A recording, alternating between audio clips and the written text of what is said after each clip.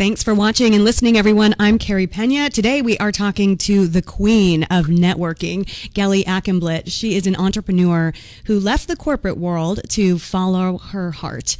And is that accurate to say the queen of networking? That's what people refer to me as, but I think I like to think of myself as a lot more than just networking, right? But that is one adjective that people place on me, and it is mine to own, so I won't be upset by it. We have a lot to talk about. Yeah. Of course, you have a big event coming up. Yes. But first, I want to talk a little bit, Gelie, about your backstory, because you have worked so hard to get to where you are today. You started Networking Phoenix 8 years ago. Mm-hmm. And when you started Networking Phoenix, there were a lot of people who thought you were a little cray-cray. Yeah. Yeah, right. I mean, it's true because so I had a corporate job, and first off, it was very difficult to even get into the corporate environment when I was in it because it was fairly close to the whole 9/11, and things were kind of obviously not stable. So I got this job, and then I was there for 2 years and 3 months, and then I wanted to quit, and people were like, "What? Everyone's like dying to get these kind of jobs," but I just wasn't happy. How did you know after that short period of time? Because that's funny. It felt like an eternity. Yeah, but you felt it strongly. Yes. That you needed to go a different direction. Yeah. I don't know if I have an answer to that, but I'll tell you that me as just who I am as a person, I'm extremely in tune with myself. And maybe when I was younger, I wouldn't have been able to articulate that to you. But now that I'm older, I can tell you that I listen to those voices in my head or that gut feeling, whatever it is, but I've just always been very in tune. And but every day that I was in that corporate environment, I knew went against my grain. I can't even tell you how I did, but I just did. And so when I discovered that there's this other opportunity for me, this other option of networking or doing something on my own, it's like every cell in my body was screaming yes.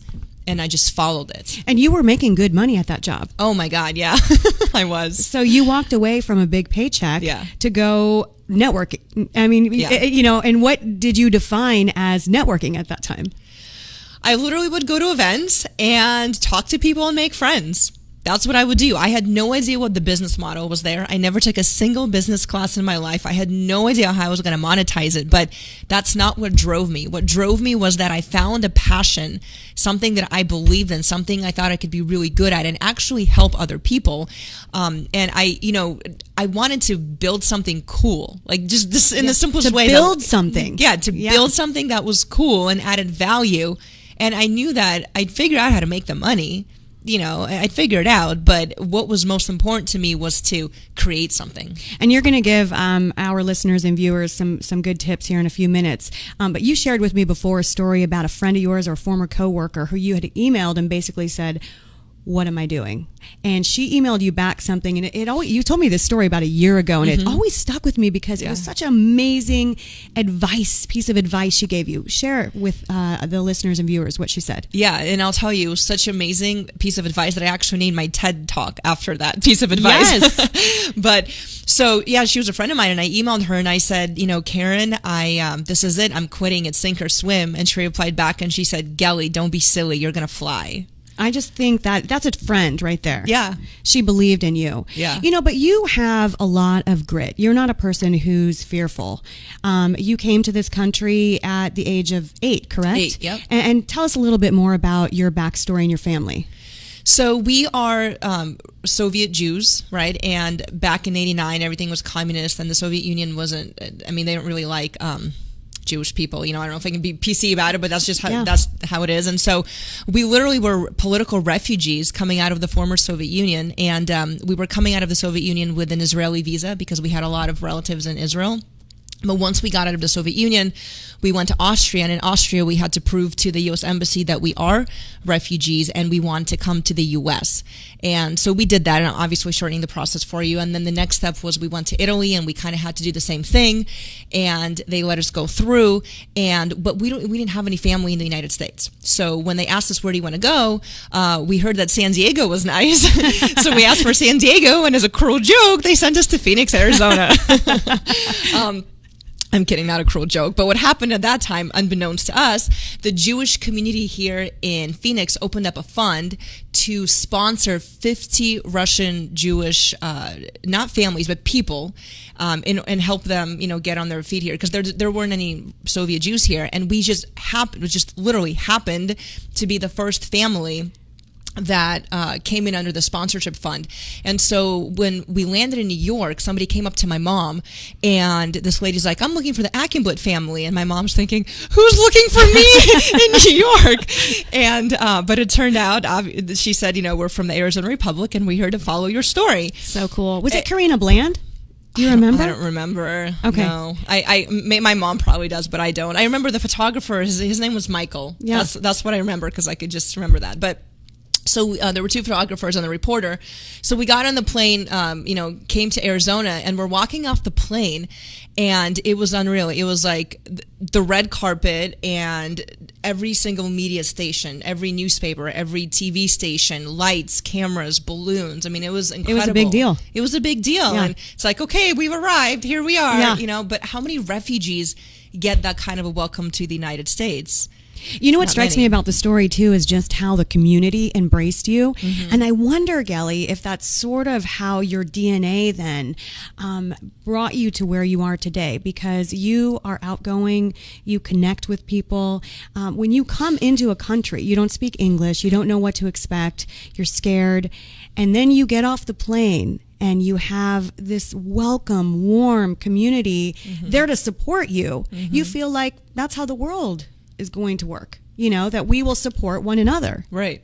And so then you went out with a tenacity to create a life that you enjoyed living, because you said before your parents didn't bring you to this country to be any kind of mediocre. Yep. And I love that. So when you went off on your own and started your Networking Phoenix mm-hmm. gig, were you nervous? Because you were literally trying to figure it out as you went along, and it was just you. Yeah. Well, it was me and my ex-husband at the time, who was my tech co-founder. He was extremely supportive, and literally just wrapped his arms around it. And he's a huge reason for part of why Networking Phoenix, the platform, is so successful. And so having his support was honestly crucial at that moment. So was I fearful? I was, but like I said, it's like with me, when I decide to do something and I'm focused on it, nothing else matters. And for whatever reason, that's just a personal characteristic of mine. So it's not that I'm fearless, but it's that once I've made up my mind, like, this is it, do or die. You truly have the entrepreneurial spirit. You really are the embodiment of what that is. So I was doing a little research for this show, and I was on this site, Inc. Do you ever read Inc? Yeah, of course. I love Inc. Yeah. So they cited this study that said that 84% of people still prefer in-person meetings, mm-hmm. and 85% say that in-person meetings build stronger, more meaningful business relationships. And really, I think that's a lot of what you've tried to teach people, that networking is not just pressing your business card and trying to hard sell everyone about what you're doing. Networking is building relationships, getting to know people, and communicating in a way that's authentic. Absolutely. And that is something I preach every single day, is that most people have this huge misconception of what networking is. Most people think networking is showing up to a networking event, talking to complete strangers, exchanging business cards, and then spamming them with email or waiting for the phone to ring. And that just sounds like a horrible nightmare to anyone, even me. So that's not what networking is. Networking, like you said, is about building those relationships that are meaningful and that will really last you a lifetime, right? You're literally looking for friends. And I say you're looking for friends with professional benefits. Right. Right? I love that. What is the question you get asked the most? Because you're now speaking a lot. You did a TED Talks. Mm-hmm. What do people want to know? It's not like you can't figure out how to network, but yet still there's a lot of questions that people have about how to do it effectively, and I think why it matters. Well, it's funny. Most frequently, people ask me how to get out of a bad conversation. What's the answer to that? Well, I actually have 6 steps. There's a 6-step process to it, but what is the process? Sure. Okay. Well, I always tell them to be polite, right? But the very first one I say is say something along the lines of, well, you know what, the conversation is going great, and I would love to follow up with you. I know that you are here to also meet other people, so I don't want to monopolize your time. Could I just follow up with you at a later time? Oh, I love that. That's good, right, Shannon? That's pretty good. Right, Shannon? That's great. Yes. I love it. No, but, it's almost like it's, flip it on them, right? That I don't want to monopolize your time, so if that doesn't work, try some body language techniques, maybe say something along those lines and take a few steps back. And literally goes all the way through the sixth one being where you literally have to say, you know what, I quickly have to use the restroom. Do you mind if we pause the conversation? I'll come back. I mean, because some people just don't get it. Right. But if you really, really need to get it out of the conversation, you have to get out, What are some of the other things that people ask you about?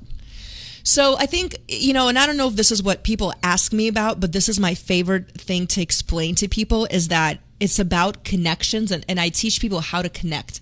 How do you connect on a human level? And here's the thing, the word for it is networking, but in reality, this could apply to anything in life. Like, how do you connect with people? Like, how did you and I connect? Right. How did Shannon and I connect? Well, it's because of our things we have in common or similarities, things that we can kind of like tie and be like, oh, you did that. Well, I did that. Hey, we have the same people in common. When you and I first met, I mean, it was nothing about business. Right. And in fact, our first, well, I should, no, actually, I mean, because you speak a lot, so we came across some business situations, but we belong to a small community together. And that, I think that was like a very strong tie between us. And that had nothing to do with business. Right. But it grows from there. Right. And that's something that I think people don't even know to ask me necessarily. But when I explain that to them, they're like, oh, okay, that makes sense. I think when you go out and you seek information about people in a genuine way, you seek to learn more, that will automatically open up so many doors. And in essence, then you're networking without even trying. Yeah. And I love that about it. So at your networking event, so this is really your big signature event is coming up. And it's your 20th, right? Yes, which is a personal milestone for me. That's so huge. Yeah. So tell us, how do these events go down? I mean, you get a venue, and then what happens? It's like planning your wedding 4 times a year. Yeah. So we get a venue, and I have an amazing venue this time around. This is my 3rd time there. It's they used to be the Chaparral Suites, and now they're the Embassy Suites. They literally just switched for those listening here in Arizona. Yeah. But it's on Scottsdale Road and Chaparral for the local folks, and they're wonderful to work with. So we get the venue. It's a big ballroom, right? It's like 10,000 square feet or something, and on the perimeter we have exhibitor tables, so anybody that wants to promote their company. In the middle we have the VIP lounge area for our VIP members, and then literally though in the middle everybody networks. So we get about 1,300 professionals attending. They're comprised of entrepreneurs, business owners, sales professionals, job seekers, social networkers. I mean, just anybody that wants to network.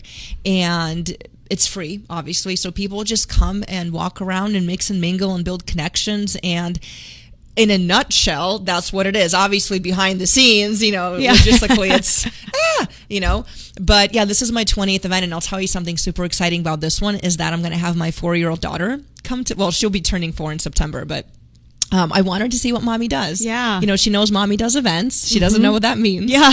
But she's going to see what that means, and she's old enough to recognize that now. So I'm super excited. I've got photographers. I have a special step and repeat, and it's just important for me to start passing my passions on to her, and I want her to know that, what I'm doing it's meaningful. I wanted to ask you, because I think it's important always to try to inspire people who are watching and listening to really go out and find your dreams, find your joy. You did that, and your journey's not nearly finished. No. I mean, you're kind of just getting started. Yep. But tell me where you are today and how you feel about what you have built. Thank you. Well, I will tell you that today, recently I launched a consulting company, Gelie.com, or, Gelie Media is the company, but Gelie.com, if anybody wants to see what that is. And it's a way for people to work with me individually. So I get clients, business clients, people want to work on their business. Companies want me to be an influencer and represent their brand. I've got a life coaching client, and I am allowing people to tell me what they want from me at this point, because I just have so much experience. I mean, I feel like I have this wide skill set, and it's so much fun. Yeah. So much fun. So I've got networking on the networking platform, but I'm building out this whole Gelie brand, and it's fun. And, at each stage of this, you are evolving. So what is your best advice for people to push past any fear that they might have about evolving in their own life? I think the biggest thing I found is having a good support system, because I find that each level you step to, you feel lonelier and lonelier because there's less and less people on this journey. So it's really important to surround yourself with like-minded individuals that truly get it, because I think that's the biggest thing with us as entrepreneurs, the fear and the loneliness is that, because a lot of us are working from our home or our home office. And not everyone understands what you have going. They're like, oh, No. okay, that thing you're doing. Right. People don't, and I make sure that I join groups and organizations that keep me uplifted. I love it. And Gail, where can people find you? Well, again, Gelie.com or networkingphoenix.com if they're interested in the event and the networking platform. They can contact me through either one of those, and the event's on Monday night. Good luck. Thank you. And by the way, this one over here got me into CrossFit, and now I am so hooked. When you first introduced me to that, I thought, oh my, are those pushing the tires and stuff? I mean, what do you do at CrossFit? And now I'm not nearly where you are. A lot of women in there who are very strong and amazing women of all ages and all, body sizes and everything. But I'm getting there, and I'm finding a lot of athleticism within myself. So just a little plug for Coach Jessie. Love you, Jessie. Thank you so much. All right, thanks for listening. Yeah, Jessie is awesome. Thanks for listening and watching on the live stream. We always appreciate having you guys with us. You can see my show on Facebook, on my Facebook feed at Carrie Pena, or on our site, inspiredmedia360.com. And be sure to subscribe so you can stay in touch with us. And of course, we always love to hear your feedback, the good, the bad, and the ugly. Well, we don't like a lot to hear the bad or the ugly, but we do like to hear the good. So lay it on us. Today's show produced and engineered by Shannon Hernandez, brought to you by Inspired Media 360. Until next time, stay inspired.